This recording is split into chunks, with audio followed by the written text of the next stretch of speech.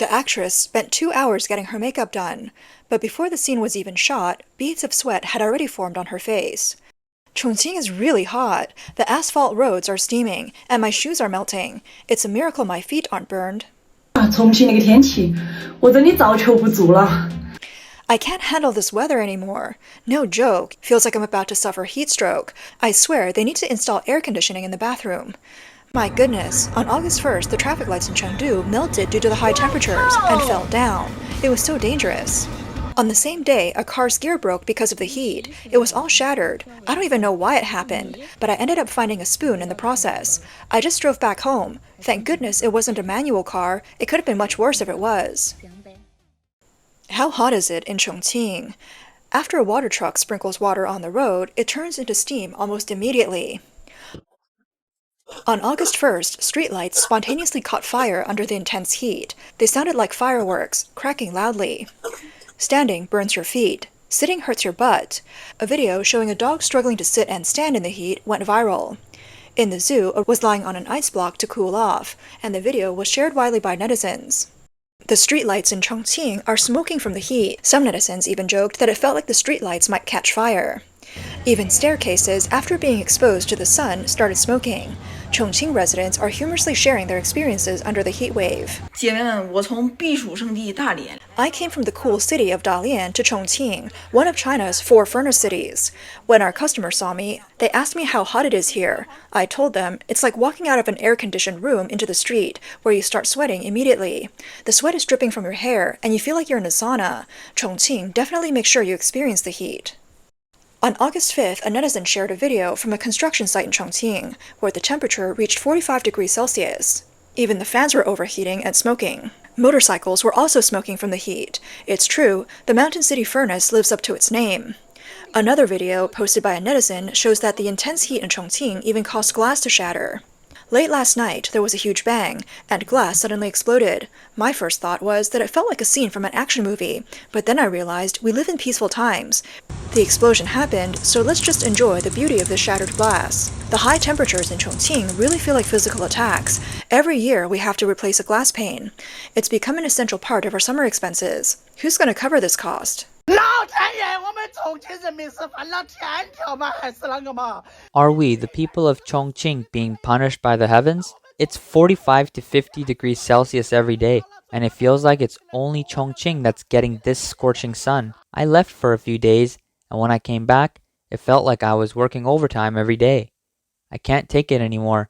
The 30 million people in Chongqing are begging you, please, we can't handle it anymore. Yesterday, I bought a pair of slippers, walked for just a few steps, and the soles were completely melted and deformed from the heat. Today, I bought another pair, and guess what? The label wasn't even ripped off yet, and the slippers were already bent out of shape. I wear a size 43, but these slippers shrank to size 23. 家里要有钱，谁这么高的温度出来拍戏呀？重庆45度。 Who would go out and film in this heat unless they had money? 45 degrees Celsius in Chongqing. Are you kidding me? This is like being in a sauna. No wonder it's one of the 4 great furnace cities. There's no dry place in the world that can compare to this heat. Look at this weather. Here in Chongqing, also known as the Fog City, it's like one giant sauna. The beef is already half cooked. By the time I get home, I just sprinkled some cumin and start eating. On August 5th, another netizen shared a video on Douyin showing a power pole catching fire. Sparks flew near the transformer. The wires were still connected, and it looked very dangerous. Chongqing feels like a city placed directly on top of a furnace. The sun starts showing its strength from 6 a.m., and by noon the asphalt roads begin to soften. Driving on the streets, the road surface gets so hot it practically explodes. 一辆白车刚刚经过路口。 In the video, you can see a white car passing through an intersection, and moments later, the road behind it explodes. The white car narrowly avoids disaster, but the cars coming from the opposite direction aren't so lucky. Not long after, another explosion occurs, severely damaging a black car that was about to pass through. The question is, why does the road explode like that? The answer is simple. The cement road surface expands due to the intense heat, and the expansion joints get blocked. As the pressure builds, the road can't handle it and bursts. motorists. The worst part of the situation is for the car owners. The cars are damaged, and while they should be compensated, when they contact the road authorities, they're told it's due to weather, and insurance claims are rejected because it's considered a natural disaster. On August 5th, the high temperatures in Chongqing remain relentless, with the local meteorological station issuing a red high-temperature warning once again. Since July 31st, the warning has been issued continuously for 6 days. In Wuxi, Chongqing, the temperature reached 44.2 degrees Celsius, or 111 degrees Fahrenheit, breaking the local record for the highest temperature. The ground temperature in Chongqing even soared above 70 degrees Celsius. 重庆到底有多热？8月3号，我是老方。 How hot is Chongqing really? On August 3rd, I, Lao Feng, went out to check. It was 2:47 p.m., and the temperature was 71 degrees Celsius. The news that Chongqing's ground temperature soared to over 70 degrees quickly became a trending topic. Some netizens jokingly said that they got burned while taking a cold shower at home. The heatwave in Chongqing is unrelenting, and the city's cooling measures are in full swing. Even at night, the temperature remains high, usually between 28 and 33 degrees Celsius. Without air conditioning, it's nearly impossible to sleep. This extreme heat lasts for over 2 months. Chongqing residents' strategy for dealing with the heat is simple. Endure as long as you can, and if it's too unbearable, just leave. A large number of people are leaving the city and heading up the mountains for a break. There are massive traffic jams on highways connecting Chongqing to Guizhou and Wulong, as many people flock to the cooling resorts in the mountains. Chengdu, about 300 kilometers away from Chongqing, is also known as being a furnace city. 我地理学得不太好，我想请问一下。 I'm not great at geography, but I need to ask, is Chengdu located on the equator? I just went out for 2 hours, and it's so hot. Since July 29, 2025, the Chengdu Meteorological Station has issued a red high-temperature warning for 8 consecutive days. A red warning indicates that the highest temperatures in the area is expected to reach 40 degrees or higher within 24 hours. The prolonged high temperatures are not only affecting daily life, but could also impact health and safety.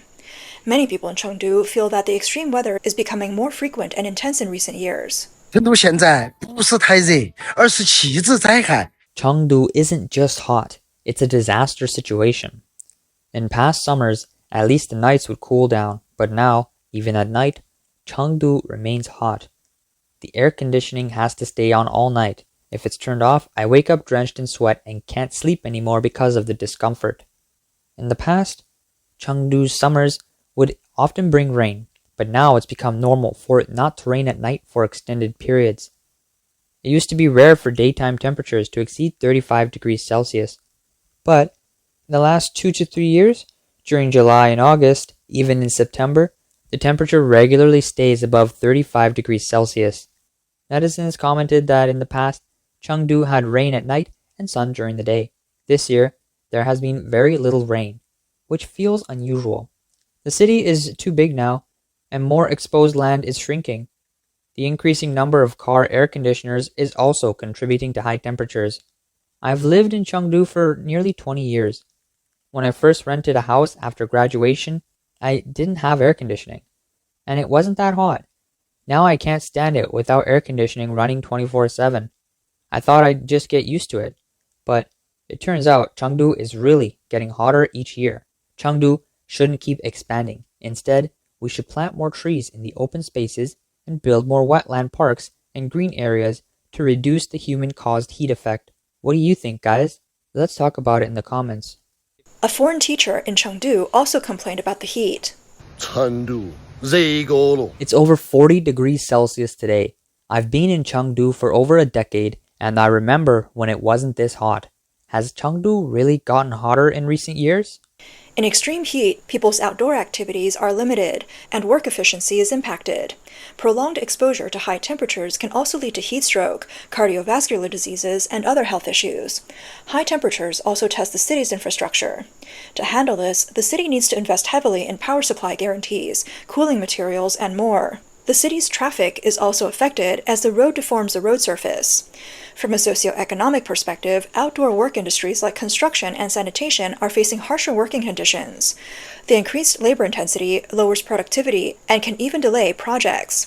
There are online discussions linking the ongoing high temperatures in the Sichuan-Chongqing area to the Three Gorges Dam. It's not just this year. In recent years, the middle and lower reaches of the Yangtze River have faced continuous heat waves, breaking historical records.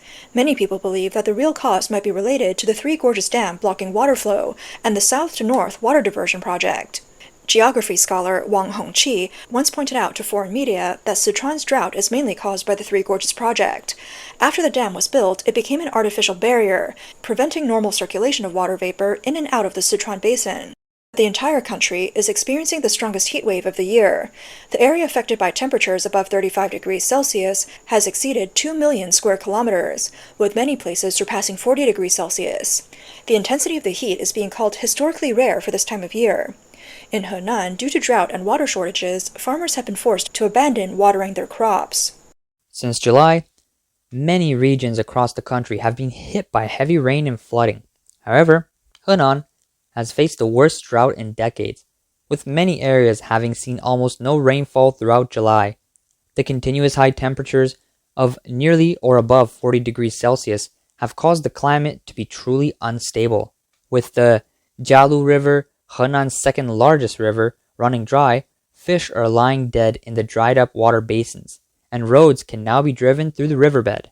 Crops are quickly dying from the drought, and farmers are working tirelessly, watering their fields day and night. Some have even collapsed from exhaustion, and there's not even enough water for the daily needs. The water supply is so insufficient that many families are using air conditioner condensed water to wash their clothes. The water scarcity in Henan is extreme. Some farmers are even struggling with water shortages in their cornfields. Reports indicate that many regions of Henan have reached severe drought levels, with places like Zhoukou, Zhumadian, and Lohe even facing extreme drought conditions. The local rivers have dried up completely and crops are nearly lost, something not seen in over 70 years. The cracked riverbanks tell the story of a once-in-a-century drought in Zhumadian. Since the start of the summer, Henan has seen the highest temperatures breaking 40 degrees, setting a record for the hottest days since the 1960s. This extreme weather is unbearable for humans, and even birds are collapsing from the heat. On August 4th, videos showing the severe drought in Henan circulated online. In one video, a farmer mentions having watered his land 4 times, but due to water scarcity, he had to abandon his peanut crops. A farmer from Zhumadian shared that it hasn't rained in the area for 2 months, and the soil is so dry that even a shovel can't dig into it. The elderly villager said that they had never seen anything like this in their 80 to 90 years of life. The farmer mentioned that they planted more than 3 acres of corn, but even though the stalks grew over 6 feet tall, the corn cobs are very small and don't have any kernels. The peanuts also didn't yield. The corn stalks can only be used for feeding cattle. At this point, the rain is no longer helpful for the crops. Another video shows how severely the land is drying up in Henan this year. The soil in the field crumbles like sand when farmers try to hold it in their hands. It's completely devoid of moisture. Besides Henan, some areas in Shandong and Shanxi are also experiencing severe droughts. The 40-degree heat continues to ravage the land, turning lush cornfields into dry, sun-scorched crops. Corn stalks are curling up, the leaves are yellow and shriveled, and farmers are working day and night to get water to irrigate their fields. This summer, Shandong has seen tragically little rainfall.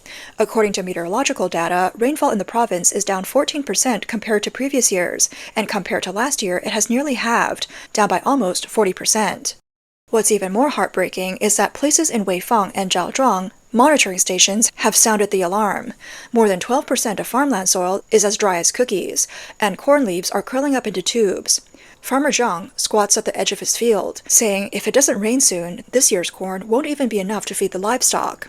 The drought has exposed the aging issues of irrigation infrastructure. A villager in Shandong complained that the village's irrigation canals are still stuck in the 1980s, poorly patched with mud, and rarely maintained. When it really matters, they can't even draw water.